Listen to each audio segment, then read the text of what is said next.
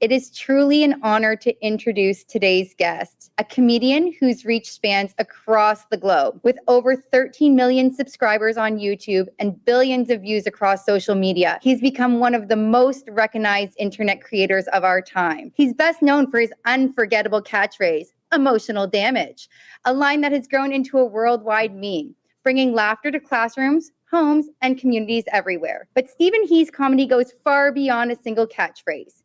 He continues to grow his comedy universe with bigger skits, creative series, and exciting collaborations. One highlight is his work with Studio C, where he creates clean, family-friendly sketches that teachers and students alike can enjoy in the classroom. Please join me in giving a warm welcome to Stephen He. Hello, everybody. Thank you for that intro, by the way. Usually I get thank you next instead of that nice words you say. I like the reference to Ariana. Thank you for being with us today. To help guide the conversation, we're actually joined by two of our very own young citizens of the world from London, Ontario in Canada. Please welcome Omar and Bella.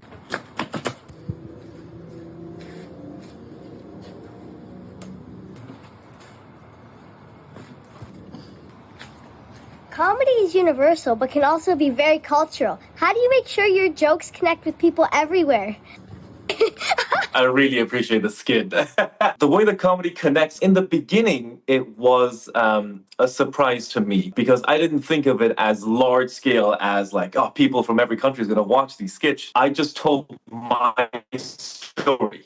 And I think it was actually the truth behind telling my story that people connected to. I think it's the truth that parents care for their children everywhere and they want their children to do good. And maybe in my family, that means asking me to become a lawyer. Maybe in another family, it's something different. But the underlying truth of your parents wants the best for you is, I think, universal. Absolutely. And now we're going to move on to Omar for the next question.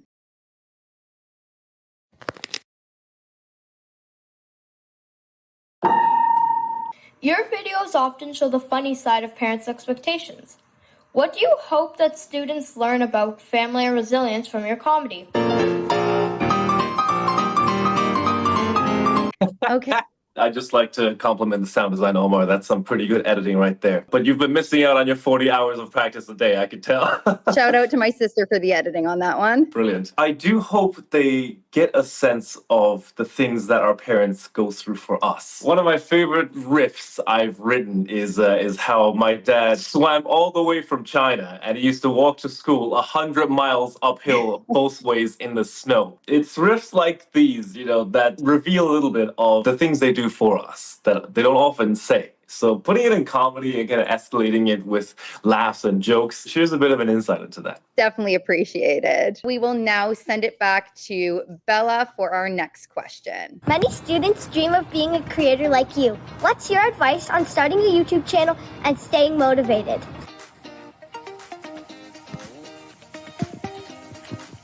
Emotional damage.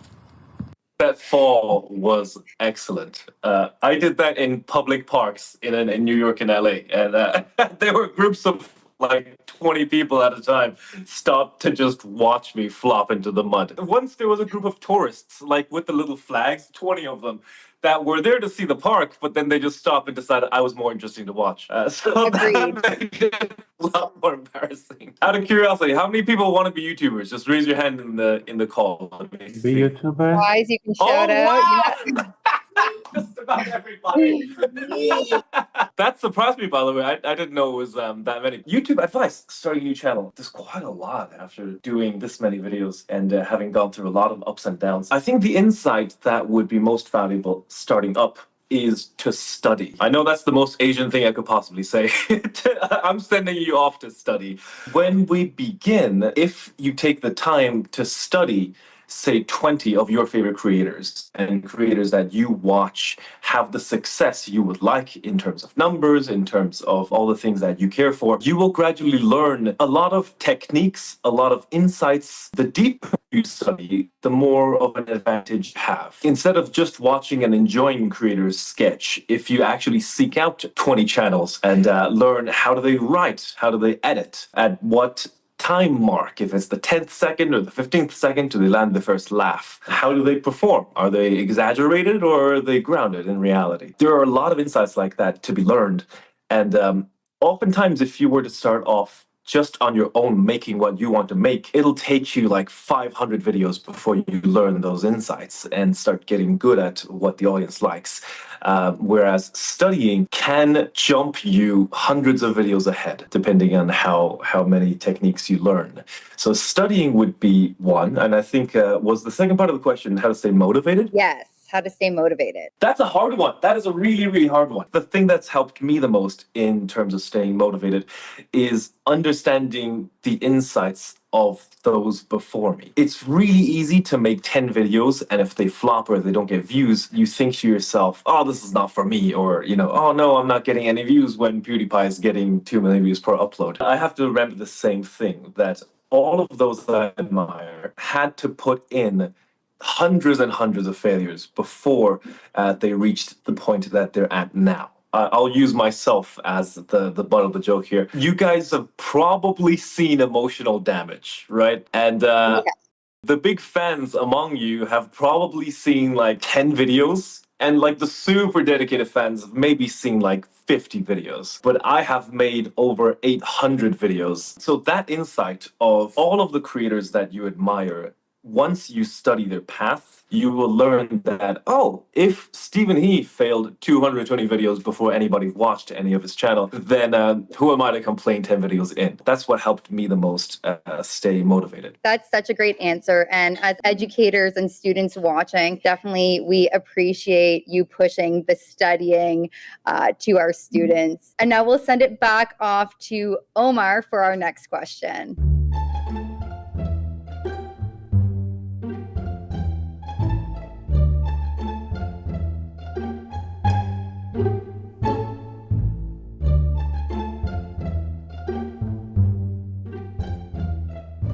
You often turn challenges into laughs. What's your advice for students who are embarrassed or discouraged?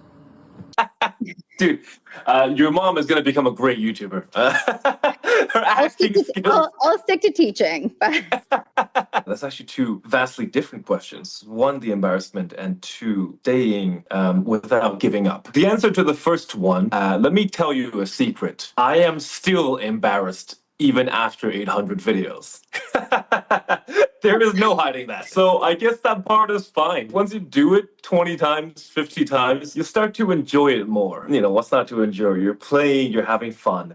Maybe if you have a couple of friends, it'll be less embarrassing. Every time I've brought friends into a production, it has helped a little bit. So that's the most I can give you there. The second part of the question of how to stay engaged, how not to give up. This touches a lot on what I said previously about understanding that it took many of us hundreds of failures before we reached the level that you see more in public. If you've ever seen me wear this sweater, the sweater says failure management. Failure management to me is the process of anyone becoming good at anything. Some call it improving, some call it optimization. There are many other names for it, but it just describes that process of you try your absolute best at one thing. You are going to fail. If you're smart, you'll learn from that. You'll go out and you'll seek new insights, new knowledges, new skills, and then you will be better. And then you'll try again.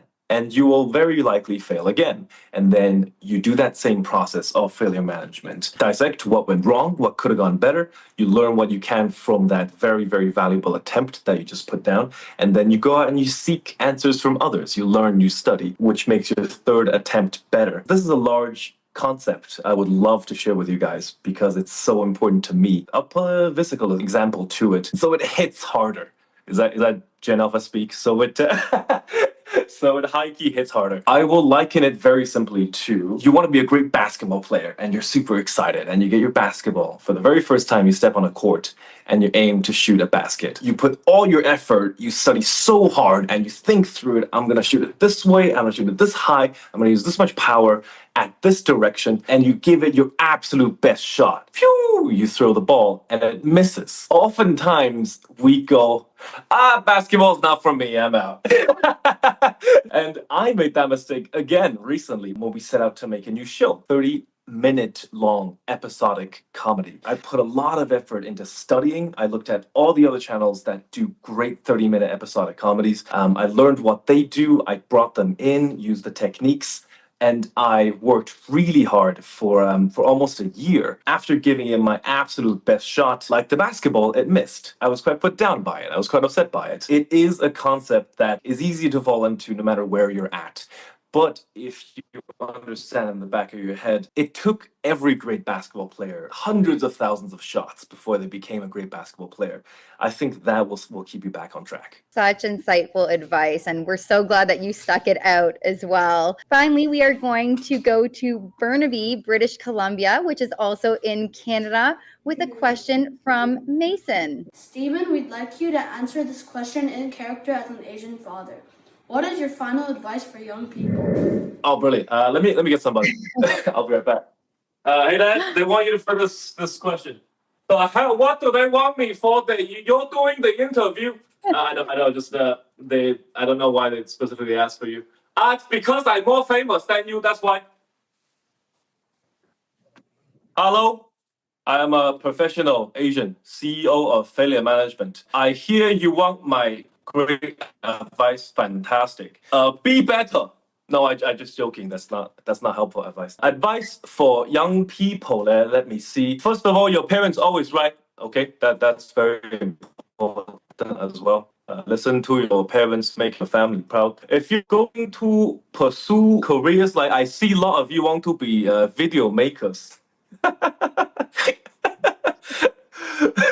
That's a great career to do with friends. I think if you can find any friends who are also into the YouTube thing, which look like everybody into it now because of me, having friends being generous with sharing, everything you learn, share with your friends. And if they share with you, you might make a mistake that will save them 10 videos, or they might learn an insight that 10x's their views. Take that, you use it for yourself. And also, a lot of my video was Stephen.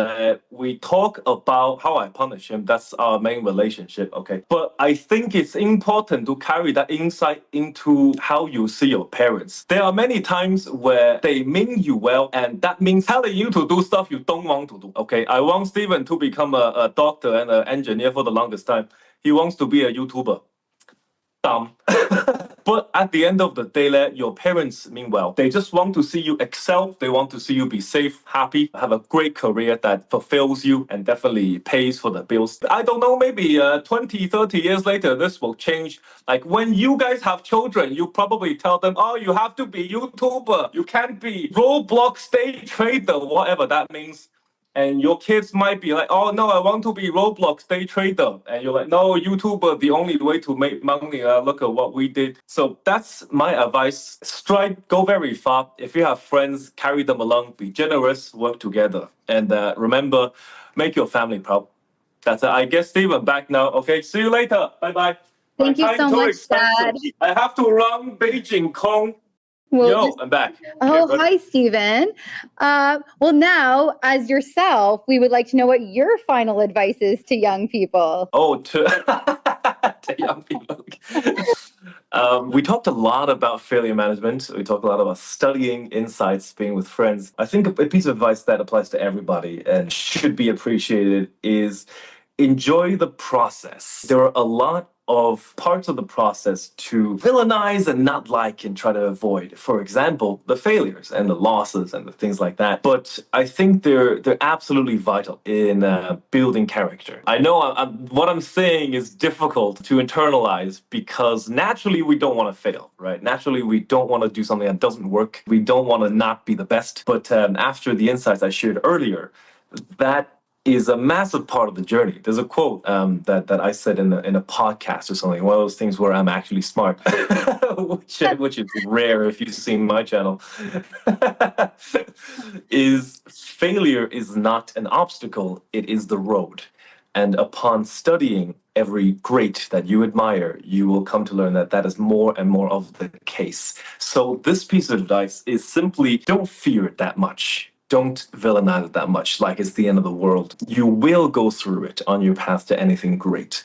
And you know what? Smile and enjoy it. Because maybe a huge flop. You made a great video that you put a lot of effort into and nobody watched it. It'll be a great laugh when you're 28 years old and giving a talk to children about it. So such great I think advice. face it, enjoy the whole journey. Yeah, enjoy the whole journey. Thank you so much for sharing your time with us and for bringing laughter to the whole world, Stephen. Your story shows that comedy can inspire both courage and creativity, and we know our young citizens will carry this with them for years to come. Au nom des jeunes citoyens du monde, merci infiniment. On behalf of young citizens of the world, we want to thank you, Stephen, and we can't wait to see what you do next. Thank you, everybody. I really appreciate you having me. See you again. 谢谢 Steven，我们非常爱你，多谢，多谢，拜拜。拜拜。 Bye. Bye. Goodbye, Stephen. Bye. Goodbye.